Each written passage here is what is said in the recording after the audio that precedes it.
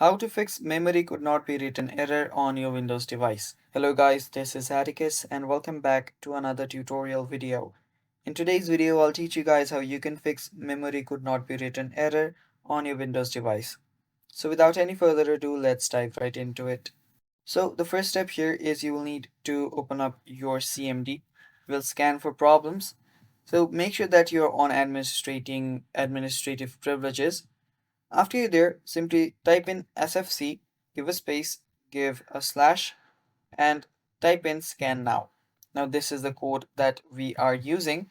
So what this code does is that this code scans for any errors in your disk. So after you've done that, you're basically finding out if there is a problem. So after you do that, what you can do is you can cross that. And after you do that, you can head over to search bar and search for disk diagnostics. So after you search for disk diagnostics, if you don't find it, just search for diagnostic and you'll find Windows memory diagnostic. Open that up and tap on restart now and check for problems.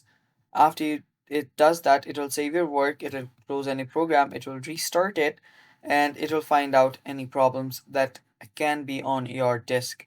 And after it does that, you will find out what the problem is and you can fix it accordingly. And that's how you fix the issue, guys. Thanks for watching. Stay tuned for more, and bye bye.